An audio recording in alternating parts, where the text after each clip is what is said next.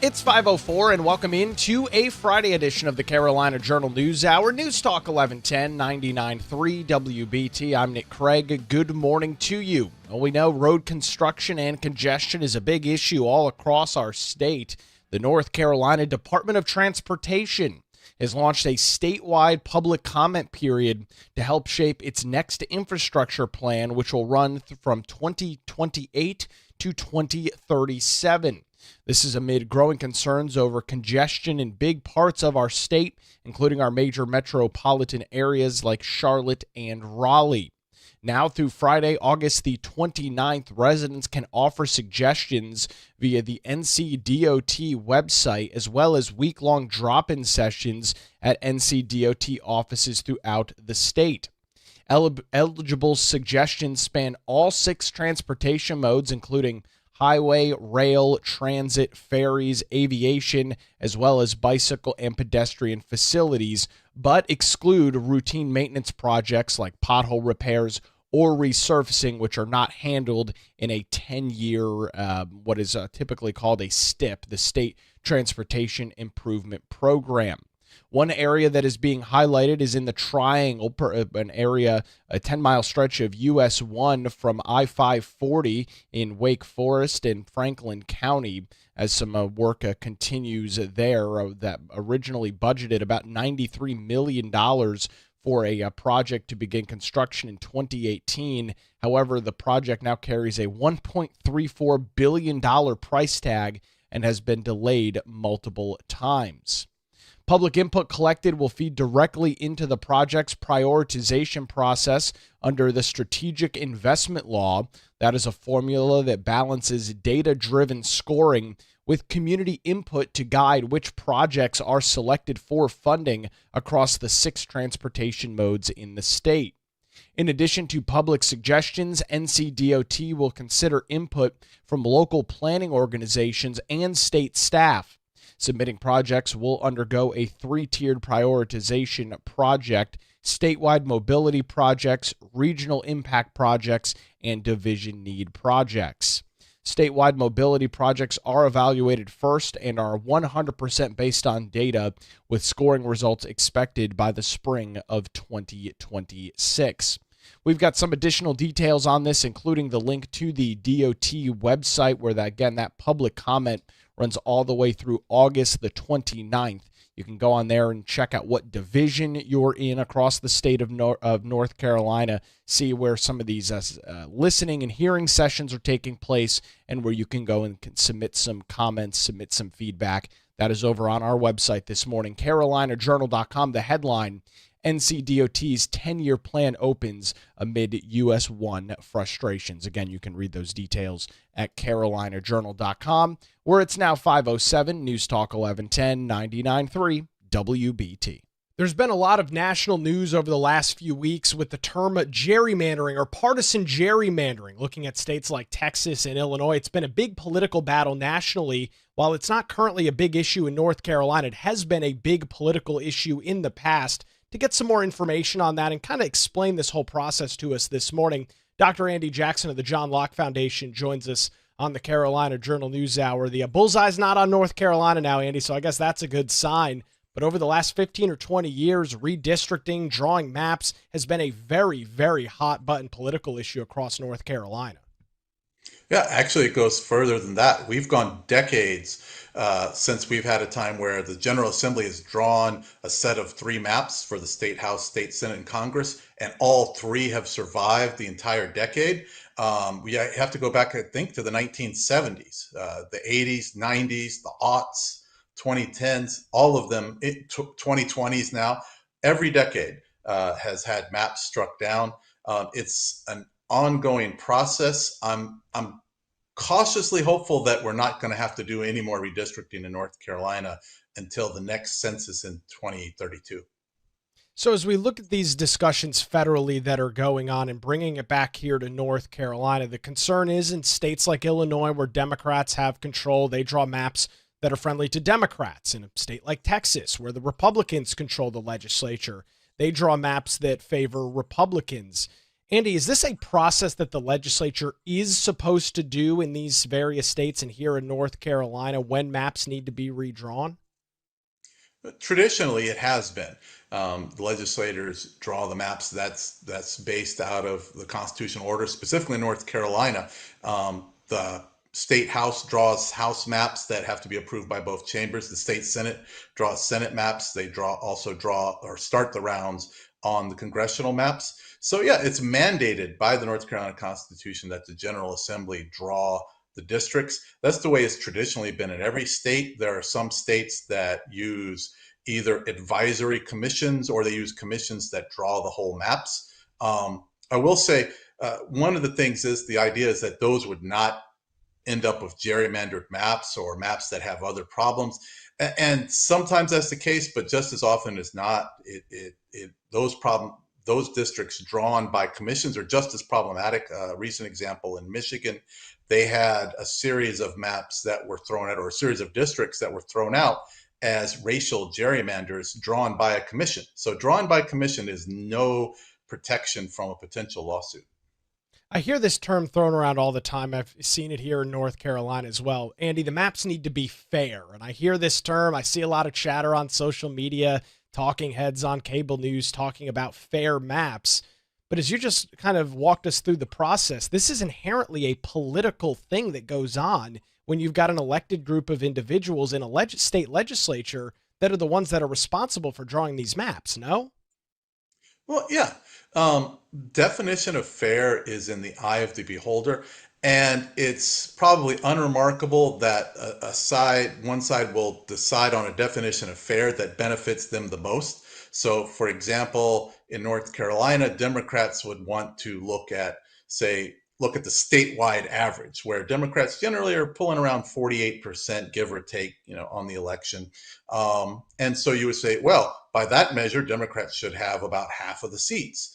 But if you look at it in the local communities, different parts of the state, the political geography of the state, it doesn't really come out that way. For example, there were a couple of plaintiffs on a lawsuit, Harper v. Hall, the one that overturned maps a couple of years ago, and even the experts for the plaintiffs who were given their testimony said that the most likely congressional map in North Carolina is a 9-5 Republican map. No Democrats would think that is fair, but that's what you usually get if you just draw maps, not considering politics, just geography, just where people live.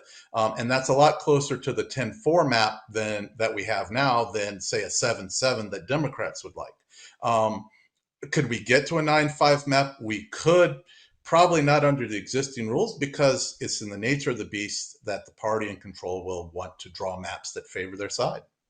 Well, and I'm glad you bring up the geography on this because this is relevant not only in congressional races and the seats that you're talking about, but in the legislature now where Republicans have a supermajority in the Senate, one vote shy of that in the House, majorities in both chambers. It's geography, Andy, and we see in North Carolina and many of these other states, you've got these more Democrat strongholds in urban areas, and as you get further out from those areas, it tends to lean more red. That's not necessarily a new phenomenon, though, is it?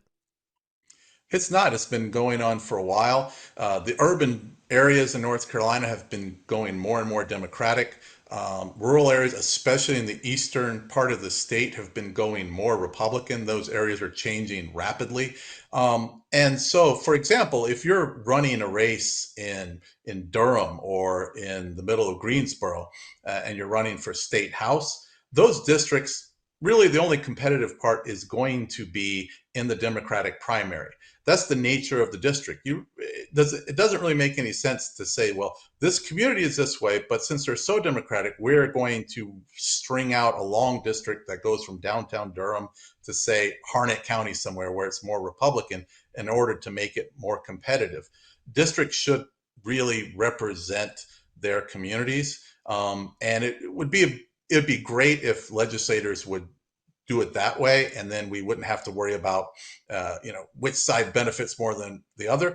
Unfortunately, that's not the nature of the beast. I'd like it to get closer to that ideal, but certainly trying to artificially change areas by teaming them up with vastly different areas, and the idea of making it more fair or more competitive is not what you should be doing.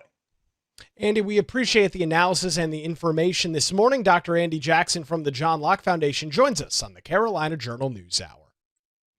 Where it's now 5:14, News Talk 1110, 99.3 WBT. We'll get a look at your Friday early morning commute with Boomer Von Cannon. Thank you, Nick. Good Friday morning.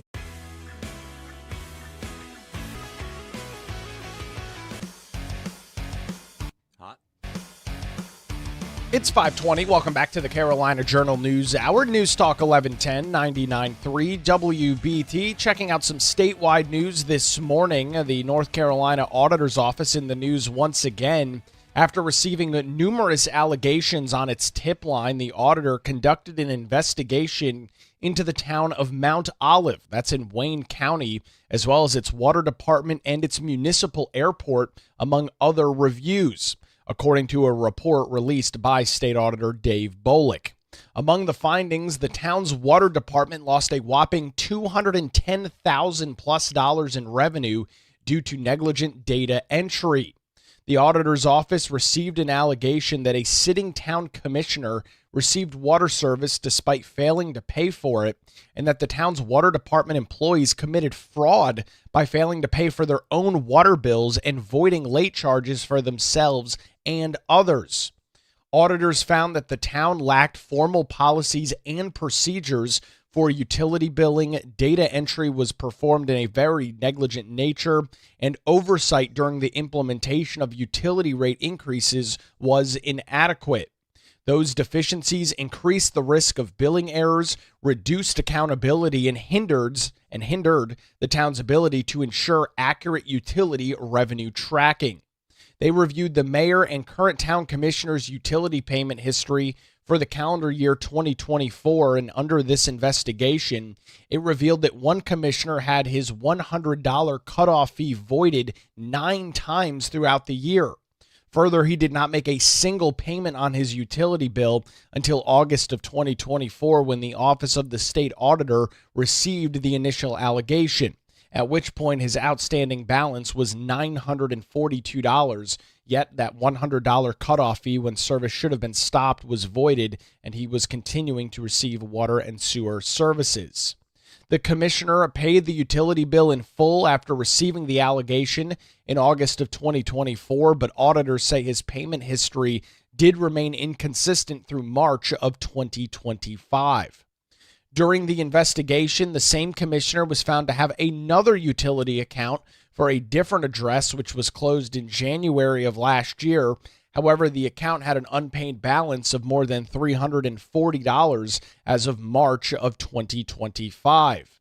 While reviewing this allegation, auditors discovered that the town's water department voided hundreds of cutoff fees each month. In 2024, the department's supervisor voided 1,838 cutoff fees and only charged 291, meaning that 86% of the cutoff fees were voided in the town with no valid reason documented.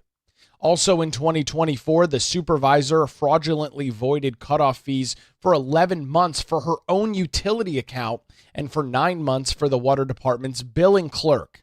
The supervisor didn't make a payment on her utility account until that same time period, August of 2024, when the auditor's office got these allegations, when she paid $100, despite her account balance exceeding $1,000 at the time. By the end of the calendar year 2024, her balance had increased to $1,381.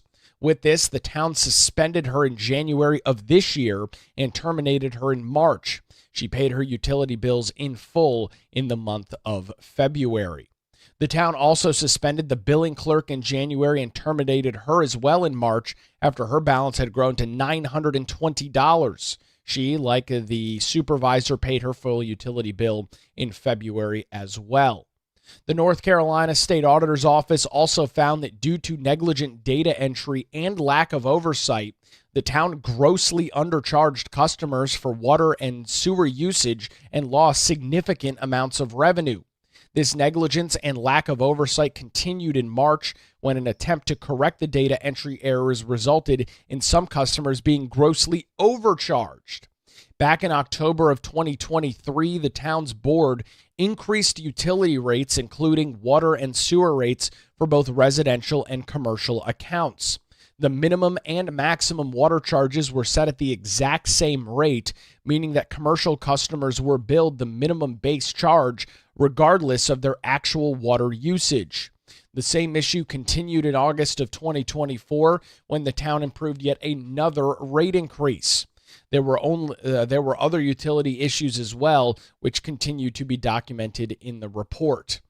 Auditors recommended that the town develop and implement policies and procedures regarding avoiding cutoff fees and proper segregation of duties. They also recommend that the town should develop and implement proper controls to ensure that rate information is correctly entered into the town's utility system. And again, it was not just the water system that was being looked at, some other allegations being levied against Mount Olive, including some issues ongoing at the airport, problems with the town bearing the financial burden of providing fuel at the airport as well, even though the airport operator is contractually obligated to purchase and sell the fuel. The airport operator extends credit on the town on behalf of themselves for fuel purchases. Some big time issues ongoing there. State Auditor Dave Bolick said in a press release, quote, "Proper management at the local level is incredibly important to ensuring resources are not abused and protocol is followed. Our investigation division took a deep dive into Mount Olive's finances and uncovered several concerning issues. Local officials agreed with the findings in our report. Now it's time for our recommendations to be put into action." Interim town manager Glenn Holland wrote in a response saying, quote, "The town of Mount Olive takes these allegations seriously and accepts all findings and recommendations made in this report." Again, looking at some of those other allegations and issues, the town's finance manager lacked a proper process to verify monthly fuel consumption invoices at the airport, creating a major risk for overpayment. All checks were not necessarily included in the town's accounting system, as well as the town lacking policies and procedures governing the authorization of timesheets for hourly employees. Looks like a real mess over in Mount Olive. However, the auditor's office doing its job of researching and doing its investigation into the town. It is a 29-page audit that goes through all of the issues of the town, which is located in Wayne County, which only has a population of about 4,200 residents. It's not a super large town. All of that information is in that full 29-page audit. You can get a link to that full report as well as our article this morning by visiting our website, carolinajournal.com. The headline, "Auditor at Mount Olive lost over $210,000 due to negligent data entries." That is, again, available over on our website, carolinajournal.com. It's now 5:28 on the Carolina Journal News Hour. News Talk 1110, 99.3 WBT. We'll get another look at the roadways on your Friday early morning commute with Boomer Von Cannon. Hey, thank you, Nick. Happy Friday.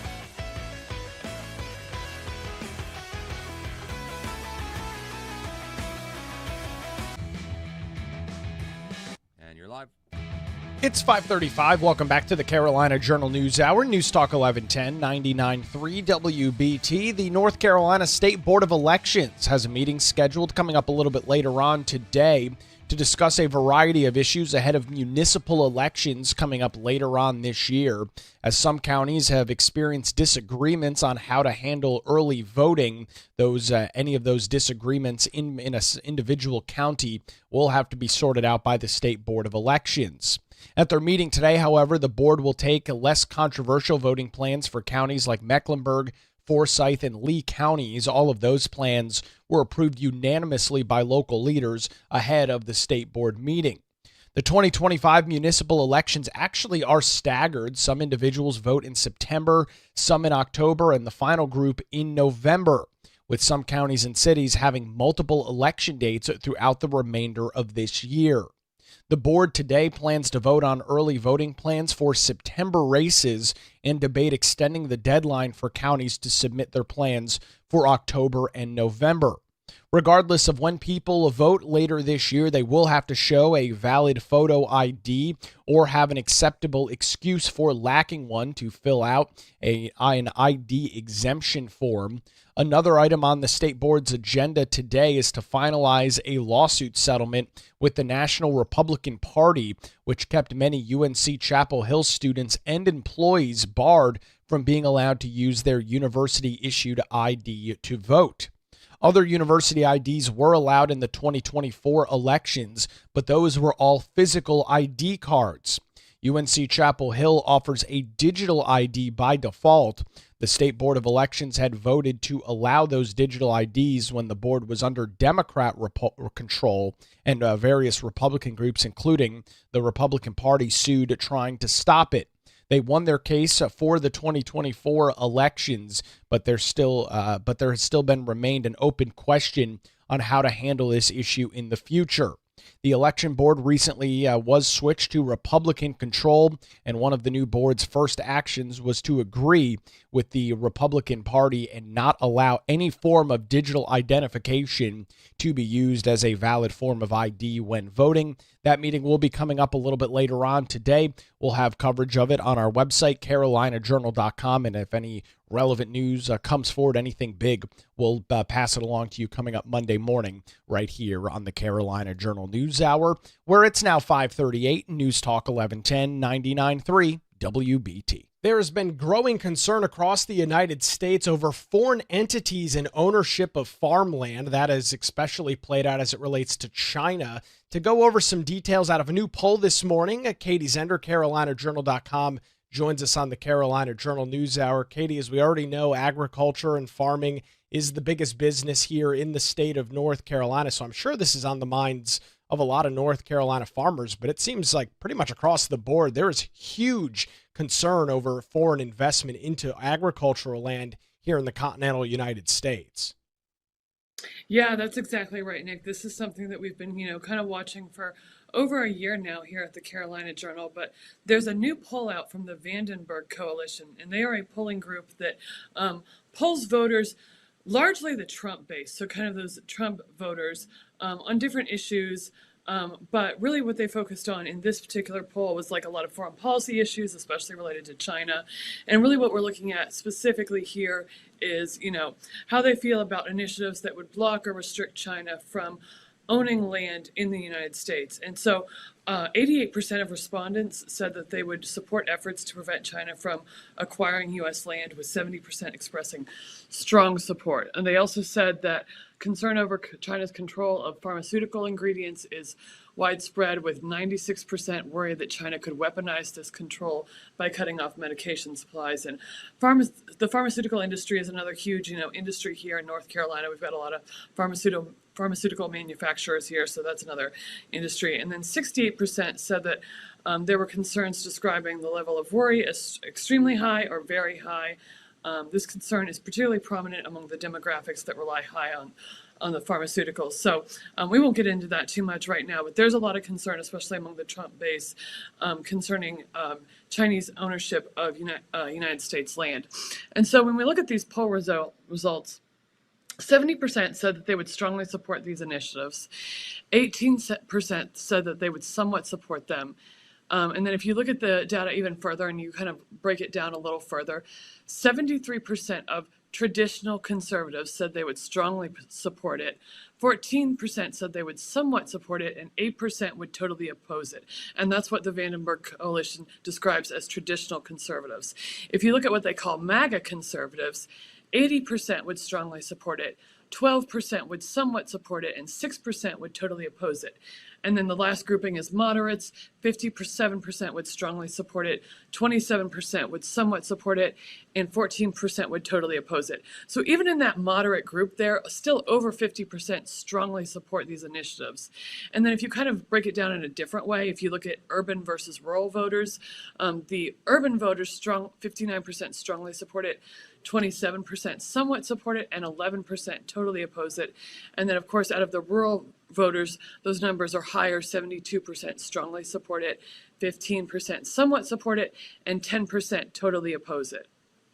Katie, going back to those moderate numbers, there's not too much of a disparity there between what either traditional conservatives or what this poll calls MAGA voters, predominantly Trump supporters, and those moderates. You're only looking at a difference between 8% and 14%. That's not typically the case when you look at the difference between what many would call very actively involved individuals on the MAGA or conservative side and those that may be more middle of the road and may vote for some Democrats on certain issues and so on and so forth. I guess it's pretty fair to say that this is a pretty bipartisan issue, at least when we look across this more right-leaning base of individuals on an issue like foreign ownership of farmland.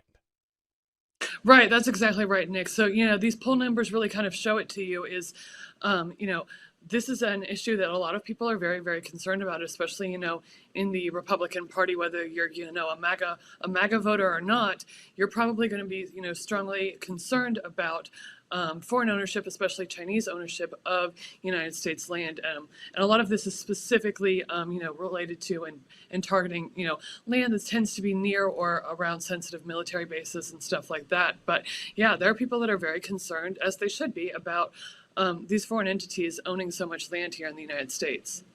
And when we look at this here in North Carolina, turning it back home this morning, there have been pushes by the General Assembly, both this legislative session and in years past, Katie, to deal with this. We've also seen some discussion out of the federal level over putting a ban and block on this. So not only are regular individuals that are responding to this poll concerned, it seems like legislators here in North Carolina, and then, of course, those up in Washington, D.C., have some of those similar concerns about it as well. That's right, Nick. So like I said at the beginning, this is something we've been following here at CJ for over a year now. And back in January of 2024, 3.5% of farmland in North Carolina, or upwards of 700,000 acres, was foreign owned. Now, that's not specifically Chinese owned, so it could be China, Russia, a lot of those, Eastern countries. But 3.5%. Is foreign owned in the state of North Carolina alone. And in 2024, the Government Accountability Office released a report to Congress that found that foreign holdings of U.S. agricultural land has really been growing. And so we've had a couple of bills introduced in this session in the General Assembly kind of targeting these issues. One was HB 133, which was sponsored by Representative Jennifer Balcom, Representative John Bell, Representative Jeff Zenger, and Representative Neil Jackson. And Representative Jeff Zenger, who's strongly concerned about this issue, he said, "I think folks are starting to understand that even though we have a global economy, we can also create vulnerabilities if we're not wise." And that's where people get a little bit rightfully concerned. And then there's also another bill that was introduced this session, a Senate bill called the Prohibit Foreign Ownership of North Carolina Land.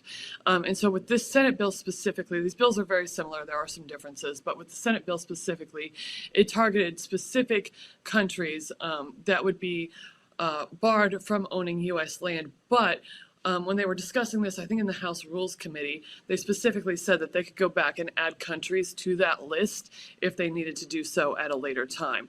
This is definitely something that is of concern, not only here at the state level, but at the federal level as well, and, should be.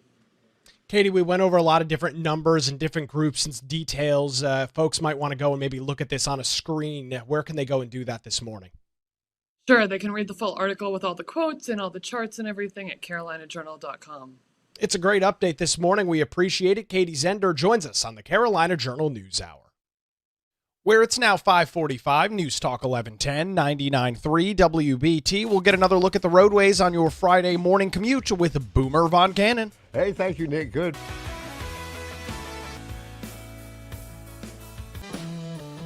Hot.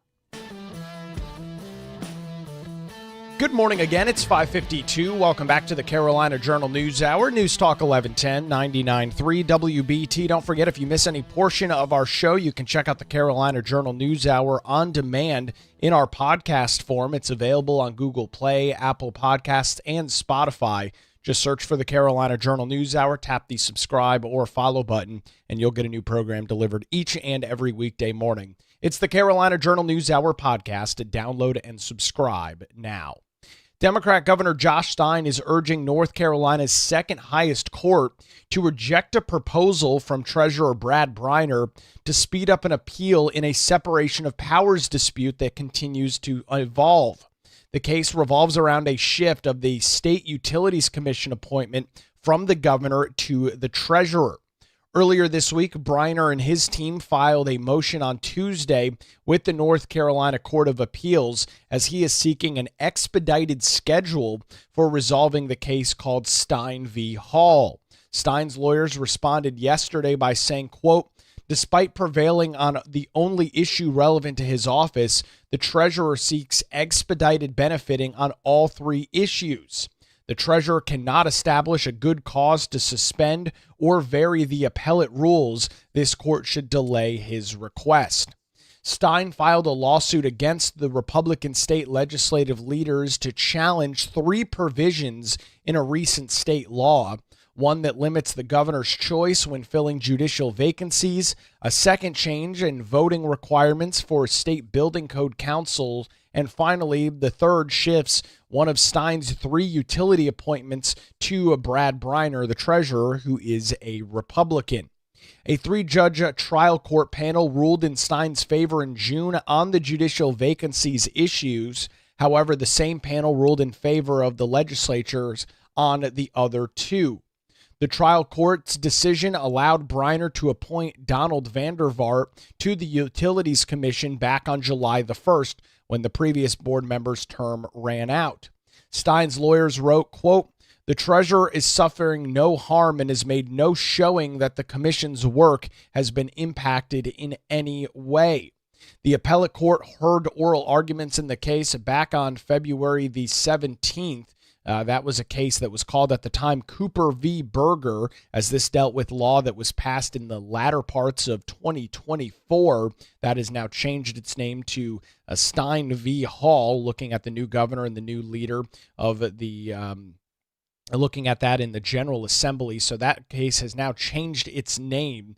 Briner's motion Tuesday indicated that state legislative leaders did allow his proposal for an expedited view, with the treasurer's lawyers writing, quote, "The constitutional issue presented in this case are important and should be determined so that the public and regulated entities can have certainty on the state law." Again, this is an ongoing battle between Democrat governors and the Republican-led General Assembly.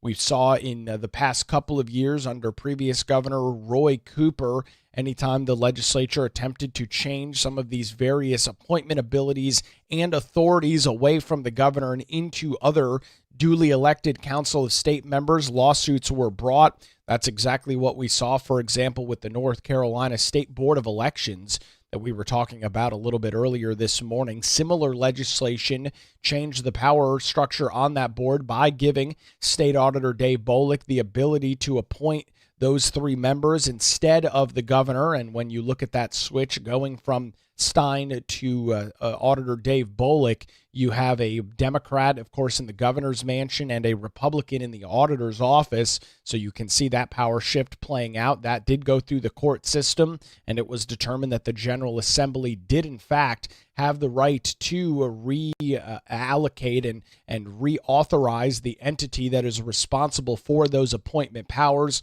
We are seeing something similar with the Utilities Commission in this case against the state treasurer in Brad Briner.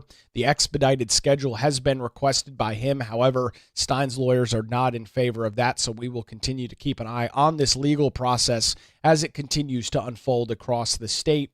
You can read more information and more details on this story and some of the background and history over on our website, carolinajournal.com. The headline, Stein opposes expedited court review in utilities appointment dispute. Well, that's going to do it for a Friday edition of the Carolina Journal News Hour. WBT News is next, followed by Good Morning BT. We're back with you Monday morning 5 to 6 right here on News Talk 1110 and 99.3 WBT.